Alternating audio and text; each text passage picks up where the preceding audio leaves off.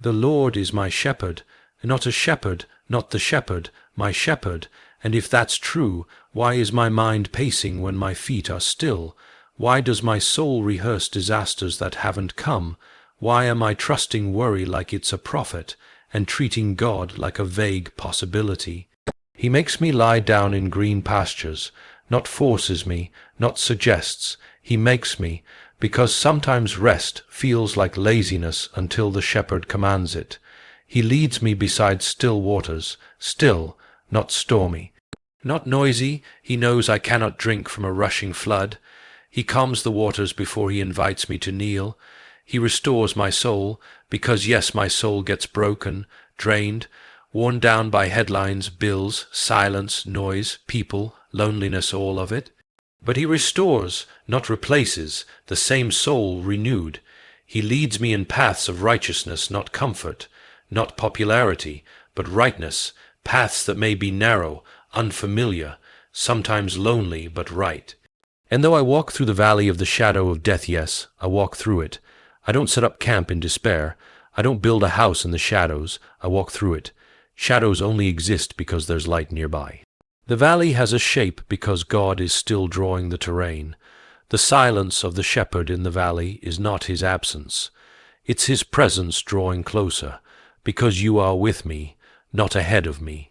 Not behind, with me, in it, beside me, and if the shepherd is beside me, then no darkness is permanent. Your rod and your staff, they comfort me. Rod to defend, staff to guide. He disciplines because he loves. He directs because he cares. He prepares a table before me in the presence of my enemies. He doesn't remove my enemies.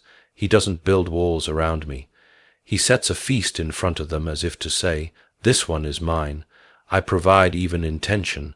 I feed even in war. And my cup overflows." Not just enough more than enough, but overflowing doesn't always mean abundance in the bank. It means peace in the drought, joy that leaks out of broken places, hope that spills even in hospital rooms. Surely, surely, not maybe, not possibly, surely goodness and mercy shall follow me. They are not distant, they are not conditions. They follow like loyal guards walking behind me in every season. All the days of my life, not just Sunday, not just youth, all the days, even the hard days, even the silent ones, and I will dwell in the house of the Lord forever, because the shepherd doesn't just lead me through earth. He leads me home, so why should I worry? If he knows the number of hairs on my head, he knows how to get me through this season. If he flung stars with his breath, he can handle my Monday. Worry is loud. But the shepherd's whisper calms oceans, and today I will not be led by fear, I will be led by the shepherd, because he is mine, and I am his, and that is enough. The Lord is my shepherd. Why then do I still carry the weight like I'm the one leading? If he leads, why am I calculating every outcome like failure is a guarantee? Why am I preparing for the worst and calling it wisdom? Why does my heart rehearse scenarios that God never wrote? Worry doesn't grow in faith. It feeds on control.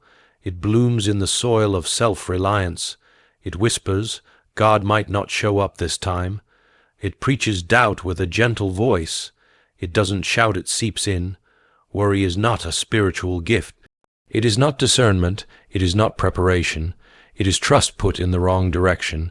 It is trust in chaos, faith in bad outcomes, belief in my own failure, confidence that the storm will win. When I worry, I am worshipping the unknown instead of trusting the one who holds it. He says, I am your shepherd, not your assistant, not your backup plan, not your emergency exit. Your shepherd, worry says you're alone. The shepherd says, I am with you. Worry says, what if it all falls apart? The shepherd says, I hold all things together. But I still check the locks twice, still refresh the email, still look at the clock like it owes me something, because my mind has learned to trust in my effort, not his character. We were taught to be strong, to be responsible, to carry it ourselves like maturity meant self-sufficiency, but maturity in the kingdom means learning to lean, It means laying down what we were never built to carry. It means letting go of the illusion that we were ever in control. Worry convinces me that I am the provider, that I must protect, fix, solve, prove, and perfect. But the shepherd never asked me to be those things. He asked me to follow. Worry isn't just emotional, it's directional. It turns the eyes inward. It pulls the shoulders forward. It makes the breath shallow. It keeps the soul in panic mode even when the room is quiet. It makes me think prayer is too passive and panic is productive. But panic never moved a mountain. Worry never opened a door. Anxiety never fed 5,000 with 5 loaves. Worry makes me forget what God already did. It disconnects memory from gratitude. It makes yesterday's miracles feel like accidents. It blinds me to the green pastures I'm standing in. It makes me thirst beside still waters because I'm too busy forecasting drought. Worry is faith just in the wrong direction. It's believing more in disaster than in divine presence. It's betting against my own future. It's calling fear realistic and calling trust naive. But trust isn't ignorance, it's awareness. It sees the valley and keeps walking. It feels the pressure, but knows who the shepherd is.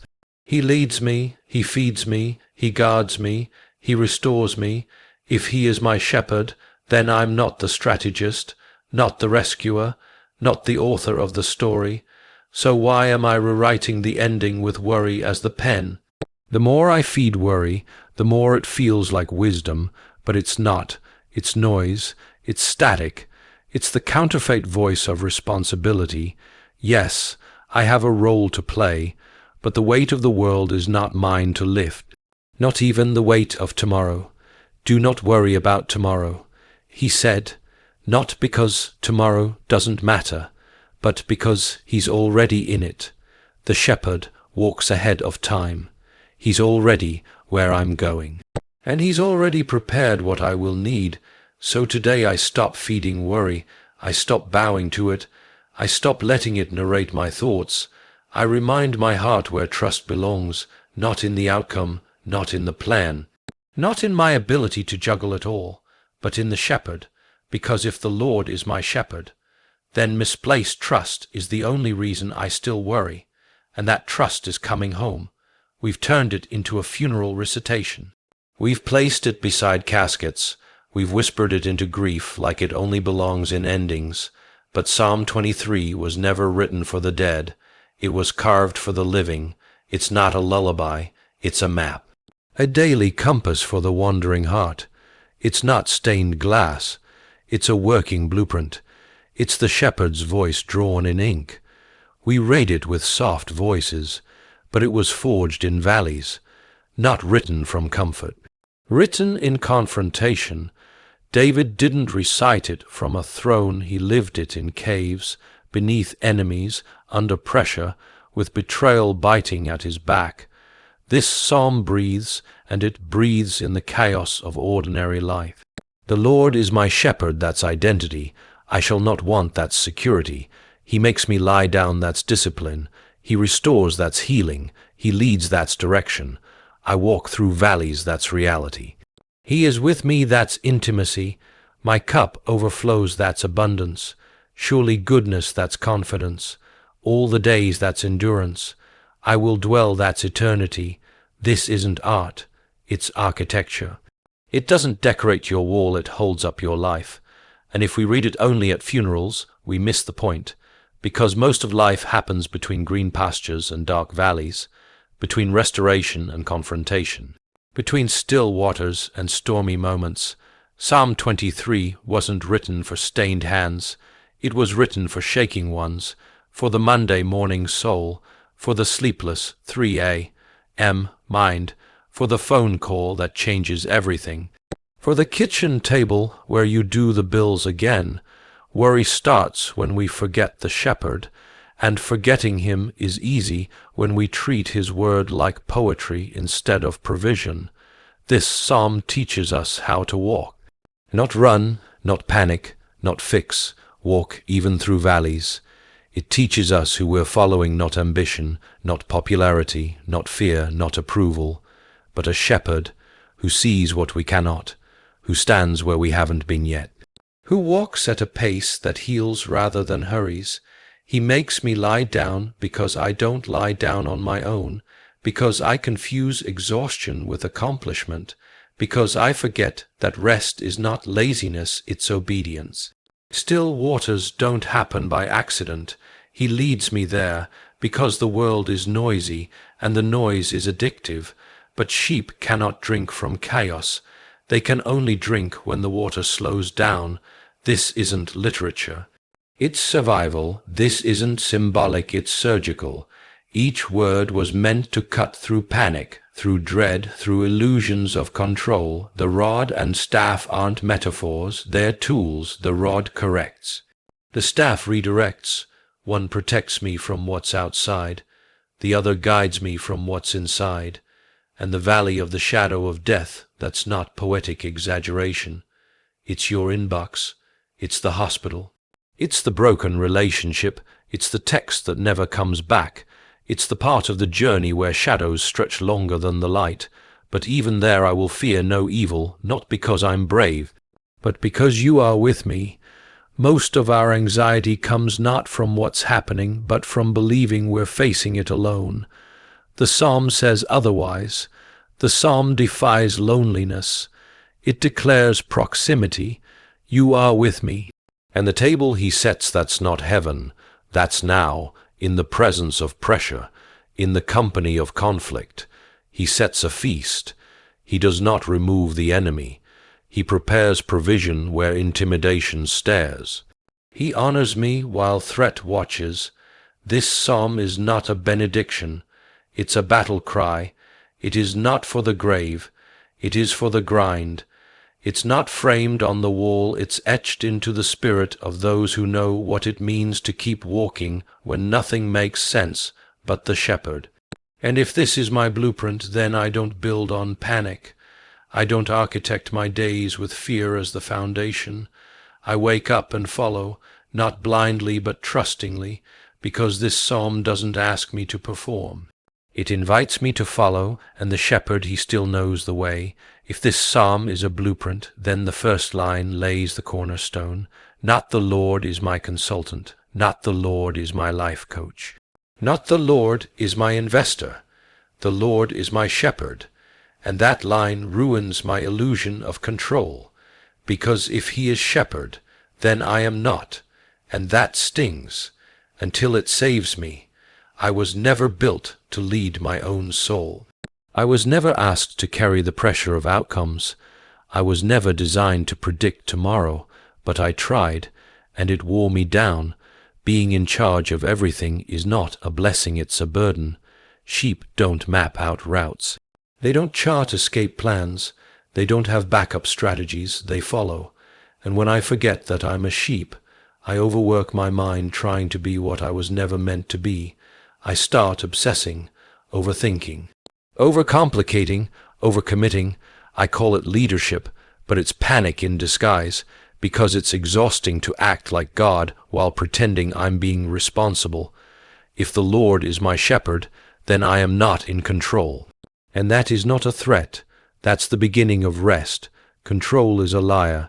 It promises safety, but delivers fear. It tells me if I just try harder, I'll fix it. But the shepherd doesn't call me to fix. He calls me to follow.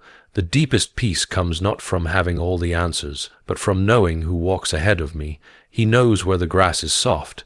He knows where the waters rest. He knows where the cliff drops off. He knows when the wolves are near, and I don't have to. He leads me, not my emotions, not my fear, not the crowd, not the algorithm. He leads me, but I resist that leadership when I don't trust his pace. I want results by Friday. I want clarity by this afternoon. I want breakthrough without the valley, but the shepherd does not rush. He leads with purpose, not speed. He doesn't panic like I do. He doesn't shift when the forecast changes. He walks steady, and sometimes that's the lesson, because peace is not the absence of uncertainty. Peace is knowing who's guiding you through it.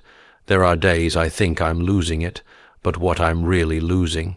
Is the illusion that I was ever in control, and maybe that's grace, because when I finally admit I can't carry it all, I finally make room for the shepherd to carry me. That's why the psalm begins where it does. Before green pastures, before still waters, before restoration, before the valley, it starts with surrender, not a surrender that feels like defeat, a surrender that feels like relief. It means I don't have to manufacture outcomes. I don't have to guess the future. I don't have to prove my worth, because he's the shepherd, and I'm not, and that means I can stop trying to outrun fear. I can stop trying to outperform grace. I can stop living like it's all up to me. That's peace, not the calm that comes when everything goes my way, the calm that comes when I finally trust I'm not the one steering the ship. I still work, still move, still show up, but I stop trying to control the weather. Because peace is not passive. Peace is trusting that the one who leads me has seen the terrain, and he's not lost, not confused, not second, guessing. He is not reacting, he is leading.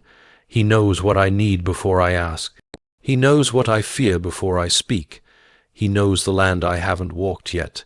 And if he is my shepherd, then every step I take can be grounded in the peace that I am not in charge, and finally, I don't want to be. If he is the shepherd, and if I am not in charge, then I must go where he leads, even if the road gets narrow, even if the light gets dim, because the valley isn't a detour, it's part of the map, not the failure of the route, the formation of the soul. We want mountaintops. He leads through shadows. We pray for open skies. He walks us through quiet dread.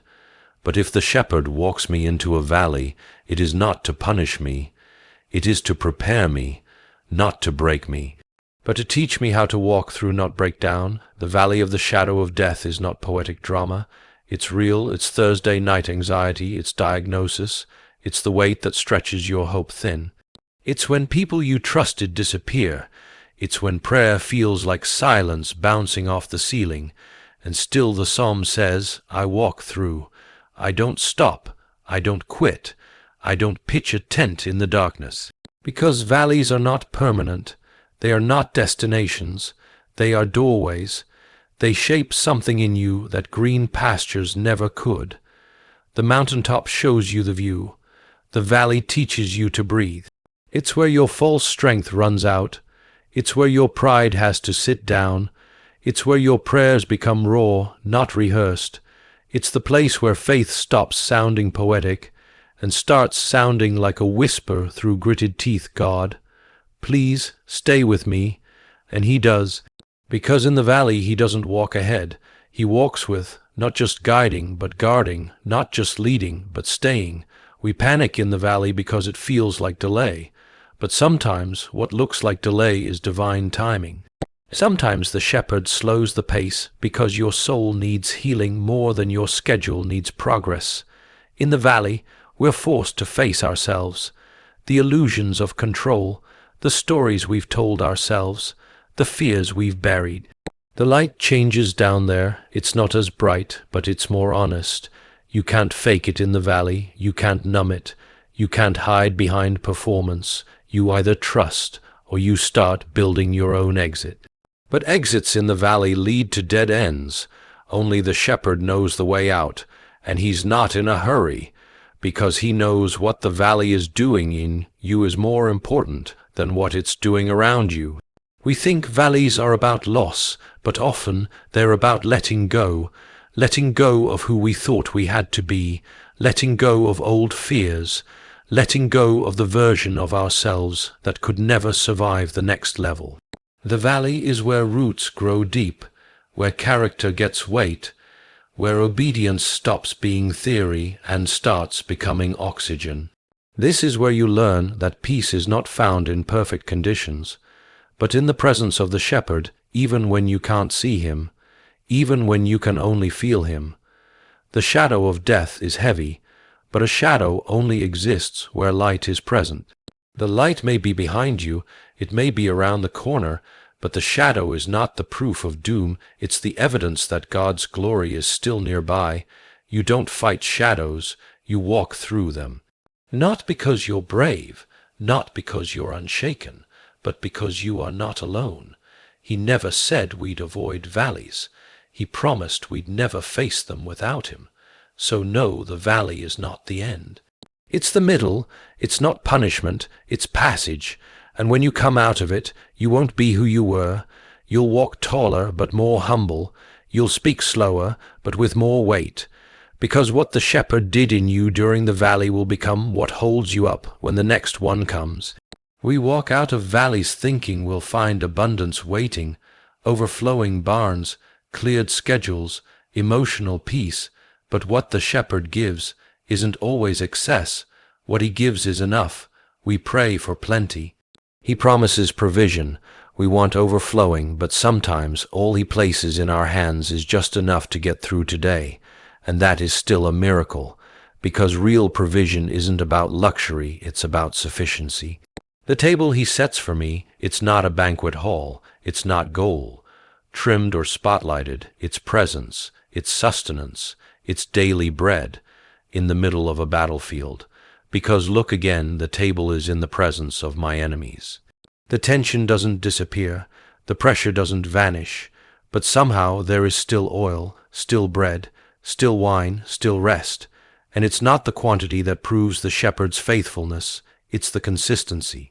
He feeds me in every season, sometimes with surplus, sometimes with scraps that turn into strength. He gives what I need, not what I imagine, not what I compare with others, not what the world tells me I should expect by now, but what I need, and it's always enough. We think blessing means full hands, but blessing often looks like quiet peace in an unstable place. The shepherd prepares, but he prepares what heals, not what impresses. Provision is not about visible gain, it's about invisible grace. It's about the moment you almost snapped but didn't, the night you almost drowned in doubt but somehow kept breathing, the bill that came and the help that followed out of nowhere, the clarity that showed up just before the decision. The person who texted right when loneliness was loudest. Enough. That word sounds so small until it becomes the thing that carries you. When the Israelites walked the desert, he gave them manna. Just enough for one day, no storage, no leftovers, no control, and that daily portion was not a punishment. It was intimacy, it was trust training, it was dependence as strength, not weakness. Sometimes not enough is just my fear talking. Because not enough, compared to who, to what, to when, the shepherd doesn't deal in comparison. He deals in covenant, and his covenant is that he will not leave me lacking. I shall not want. Doesn't mean I always get what I desire. It means I will never be abandoned to fend for myself. He knows what I need before I even know how to ask. He measures the portion according to the assignment. Some seasons are feasts, others are crumbs that multiply. But in both he is the giver, I've learned this. Sometimes peace comes with less noise, less people, pleasing, less distractions, and when all the extras fall away, what's left is still holy, because his presence is enough. His voice is enough, his pace is enough. We don't like enough, because it doesn't always feel safe, but maybe that's the point. Enough forces us to rely, to remember we're sheep, not kings, and if the shepherd says it's enough, then what I hold in my hands is what grace measured perfectly.